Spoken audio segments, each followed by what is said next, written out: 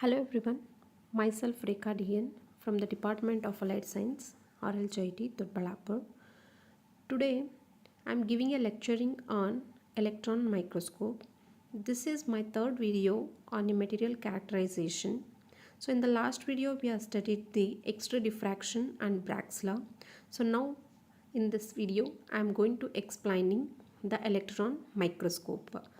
So the topics that we are covering in this video, that is introduction to electron microscope, next the types of electron microscope, the principle of electron microscope, construction and working of electron microscope, advantages and disadvantages of electron microscope and its application. So before going to see the introduction of electron microscope, first I will tell you what we are using and what is the electron microscope is used for. So if I consider an electron microscope, so microscope we will use to magnify the size of an image or size of an specimen. So in this electron microscope we are using, instead of a light, an electron to use it instead of light. It is used for those objects which are smaller than 0.2 micron meter. So if I consider the history of this electron microscope, before going to see this electron microscope, scientists primarily used an optical microscope. This microscope used a visible light to illuminate and to magnify specimens with limitation in resolution and magnification compared to electron microscope. These were the standard tools for viewing microscopic details before the electron microscope. They use lenses to focus visible light and magnify images of specimen. But in the electron microscope, scientists used a beam of electrons instead of light, allowing for much higher magnification and resolution, revealing details at the nanometer scale. Now, the first electron microscope was invented by a scientist, that is Ernst Ruska. He is a physicist, English physicist, in the year 1933, and he awarded a Nobel Prize for the invention of this electron microscope in the year 1986. So now, after using this electron microscope, so we can identify the difference between the optical microscope and the electron microscope. So in the given slide, see here the image from the optical microscope. So it is blur, it is not clear, but the image what we are getting from the electron microscope, it is clear. So this is magnifying and also high resolution image we are getting from an electron microscope. After studying the history of this electron microscope, let us explain the principle of the electron microscope. So if I consider the principle of electron microscope, it involves accelerating electrons and focusing them onto a sample using a electromagnetic lenses. Interaction between the electron and the specimen generates a signal that are used to create an image. So now in the given diagram in this slide, so we have a specimen and an incidenting electron beam. Now how to prepare this electron beam to incident on the specimen means, so in an evacuated chamber, so we incident him, we are kept an tungsten filament. So if I heat the tungsten filament, the tungsten filament, due to thermionic emission, it will emit a number of electrons. So that number of electrons emitting, which emits in all the direction, so that emitted electrons, it was making to incident in a one direction. So if I make that to travel in one direction, then it will become an high energetic beam.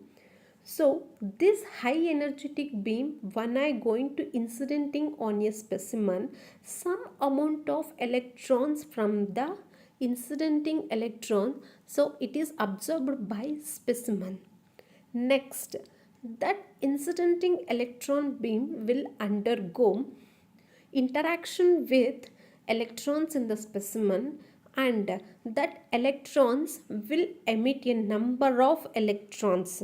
When it is in phase, that as I told you in the lecture 2 second video, that emitted or the reflected electrons, if it is in phase, then it will form a one reflected beam. That beam, when it will exist, means when emitted electrons, if it is in phase, then it will create an electron beam, energetic electron beam. That beam we are calling as a X-rays. Now whenever you, this is one case. Next, if I consider the second case, that is backscattered electrons. So this backscattered electrons, if I consider that electrons, whenever the incident beam, when it is incidenting on a, whenever incidenting on a specimen, so then the electron will undergo, the incidenting electron will undergo again back from that specimen. So because that each specimen, inside the specimen, that number of atoms, ions are there, so due to that some electrons will scatter back from that specimen. So this electrons we are calling as a backscattered electrons. Next, if I consider the secondary electrons, so whenever I incident an electron on the specimen, so here the electrons whatever we have on the plate or then the specimen, so that specimen which has a number of atoms with a number of electrons, so that electrons will undergo emission. That emission we can call as a secondary emission. So that emission, that electrons we are calling as a secondary electrons. So after this, finally which kind of electrons we have, means that is transmitted electrons. So what is mean by the transmitted electrons means, so that is whatever we are going to incidenting an electron beam, so few of them will observe and few of them will undergo secondary electrons and few of them will undergo backscattered electrons and X-rays. So now next, the transmitted electron also we can see. The transmitted electrons, what we are getting, so from the transmitted electron, so for this transmitted electron microscope, from that only we are getting an image. So this is the principle of the electron microscope. So after this principle, next I am considering a transmitted electron beam. So this construction of the transmitted electron beam, what it consists of, means it consists of a the electron gun initially, and after this it consists of the magnetic condensing lens. Magnetic condensing lens, and why we are using is, means it is used to condense the electron and is also used to adjust the size of the electron that falls on the specimen. So the specimen placed in between the condensing lens and the objective lens. So magnetic objective lens is used to block the high angle diffracted beam from the specimen. And aperture, why we are using means this aperture will eliminate the diffracted beam. So why we are eliminating this diffracted beam means so because to avoid or to get the to increase the contrast of the image. So next after that we are kept a projector, so that is magnetic projector lens we are placed after the aperture. So this where we are kept means in order be to get the fluorescent screen. So in front of the fluorescent screen we are kept a projector, so where that we are getting a high magnified image. So this is the TEM, that is transmitted electron microscope. If I consider the working part of this, so according to diagram we are explaining here, so it this starting point electron source is there, so that is which emits the number of electron. The stream of electrons are produced by the electron gun and is made to fall over the specimen using the magnetic condensing lens. Based on the angle of incidence, the beam is partially transmitted and partially diffracted. Both these beams are recombined at the sphere to form the image. The combined image is called the phase contrast image. In order to increase the intensity and the contrast image, an amplitude contrast has to be obtained. This can be achieved only by using the transmitting beam, and thus the diffracted beam can eliminated. So now in order to eliminate that diffracted beam, the resultant beam is placed through the magnetic objective lens and the aperture. The aperture is adjusted in such a way that the diffracted beam is eliminated. So in the previous slide I told you that so we are eliminating a diffracted beam. So why means because to increase the contrast of the image. So next after that, so after this aperture we are kept a projector lens. Why means because for further magnification in front of the projector we are kept a photographic screen. So on that photographic screen we are getting a contrast magnified image, bright field image. So this is the transmitted electron microscope. So after this next we have the scanning electron microscope, and one more in this transmitted electron microscope, so we can get the image on the fluorescent screen, so that is black and white screen. And one more, so in this transmitted electron microscope, so the image what we are getting which gives the information about the structure of the specimen and also the internal structures of the material of it is in the range that is in nanometer range. After this, let us see the next, that is construction of SEM. SEM means that is scanning electron microscope. It consists of an electron gun. See in the diagram, first we have an electron beam. Electron gun we are kept to produce high energy electron beam. How we can make it is into a beam? By keeping in front of the gun, electron gun, by keeping a positively charged anode, positively potentialed anode. So that is the steps. So after keeping the anode, the a magnetic condensing lens is used to condense the electron beam, and a scanning coil is arranged in between the magnetic condensing lens and the sample. So this scanning coil what we are using, it is scanning, it's like a TV scanner. So the electron detector is used to collect the secondary electrons, as I told you in the principle of the electron microscope. So whenever you incident an electron beam on the specimen, the number of scatterings or number of electrons we are seeing. So like absorption of electron, next the backscattered electron, next the secondary electron, transmitted electron, and the x-rays, like number of electrons we are seeing. And in this sim, so we are collecting secondary electrons. So that second, to detect that secondary electron, we are kept a detector. Why? Because to collect the secondary electron and can be converted into electrical signal. By collecting that electrical signal, so we can get a video amplifier in the cathode ray oscilloscope. This is the construction. So now after seeing this construction, let us see how it will works. So working of scanning electron microscope.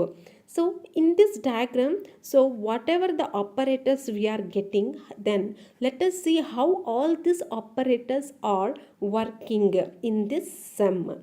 So firstly, we are kept an electron gun or an electron source. So stream of electrons are produced by the electron gun, and these primary electrons are accelerated by the grid and anode. So already I told that anode, which makes a positively charged, positively potential lens, that is anode. These accelerated primary electrons are made to be incident on the sample through what means through a condenser lens and scanning coil. These high speed primary electrons on falling over the sample produces low energy secondary electrons. The collection on the secondary electrons are very difficult, and hence a high voltage is applied to the collector, because high that secondary electron what we are seeing, that is scattered from the specimen, so it is moving with a high voltage or with high velocity. So due to that reason, so we are applying so high voltage for to collect the secondary electrons. This collected electron produces a photo of multiplier tube or converted into an electrical signal. These signals are amplified by the video amplifier and is fed to the cathode ray oscilloscope. By similar procedure, the electron beam scans from left to right, and the whole picture of the sample is obtained in the cathode ray screen, that is cathode ray oscilloscope screen. So that means compared to the transmitted electron beam, so in this scanning electron microscope, so here what we are extra we are using means that is scanning coil. So why we are using this scanning coil means where we are kept this scanning coil means in between the condenser lens and the that specimen. So now see here, so this scanning coil which collects and into detector, that detector will detect that secondary coils. So that secondary coil will convert that into an electrical signal. So and it will generate some signal that it will send to the cathode ray oscilloscope. So this is the picture, this is the working part of the scanning electron microscope. So here it will explain external structure of the small sized materials, and main the difficult what we are seeing in this means so that is scanning electron microscope means so that is the in the preparation of this small sized sample, that is only difficult to make or to, because in this scanning electron microscope that sample what we are using, that is in very small size. To make that very small size material, that is only difficult in this scanning electron microscope. So after this, let us see any operators if we consider, if we derive, so that all operators which has some advantages also and some disadvantages also. So like that, let us, in this microscope also it has some advantages and also some disadvantages. Let us see in the next slide, that is the advantages of TEM, that is transmission electron microscope. So the advantage, main advantage of this high resolution is electron microscope is, that is high resolution magnified image we are getting. And already I told, so it can give then the internal structure and the chemical composition can be collected in the specimen or in the sample. At a time it will give. And if I consider the advantage of scanning electron microscope, image can be directly viewed. So what is the specimen we are taken, that directly we can view through that CRO. So next, it has a large depth of focus. So that means I told you. So the focusing in this scanning electron microscopy is very good compared to TEM. So next, some disadvantages of TEM means, so that is aberration due to lenses. So that is because, see here, already I told you that in that TEM, so we are eliminating a diffracted beam. So that diffracted beam, that is X-ray beam, while you are eliminating to get a contrast image or to get a magnified image, so that is only making that that lenses to eliminate the diffracted beam, that is only difficult in that TEM. Next, in the TEM there is no 3D image. We can see the 3D image only in SEM, not in TEM. So in the TEM, so we are using a 2D image. So we are getting a 2D image, where in a TEM. Next, if I consider the disadvantages of SEM, the resolution of image is very poor. So why means, I told you that, so compared to SEM, the TEM which can give high magnified contrast and internal structure, at a time it will give the complete image. But in the SEM, so it is just giving out that crystal outside the external structure of the specimen. The preparation of sample is very difficult, it is ridiculous. So this is the advantage and disadvantage of TEM and SEM. Now next see the applications of TEM and SEM. So this TEM we are using in nanofield for the to find the internal structure of the nanomaterial and to get the 2D image of your biological cells, virus and bacteria in studying the composition of paints and alloys, and we can use it in biology related fields like microbiology, etc. And if I consider the SEM, the specimens of large thickness can be verified by using the scanning electron microscope, and it is used to get the 3D image. I told you in the last slide itself. So that is from the TEM we can get a 2D image, and from the SEM we can get a 3D image. So that's why, so to get the some small cells so image, we are using this SEM to find the structural composition of paper pulps and the ceramic materials like polymers, etc. So you to find out that, we are using a SEM. So this is the electron microscope. So there's some more electron microscopes are there, so like atomic force microscope. So all the microscope we are using to just to magnify to get the resolution high effective images. So this is the our video. So in the next video, so we are going to studying the another, so that we will study in the next video. So thank you for watching this video. Thank you very much.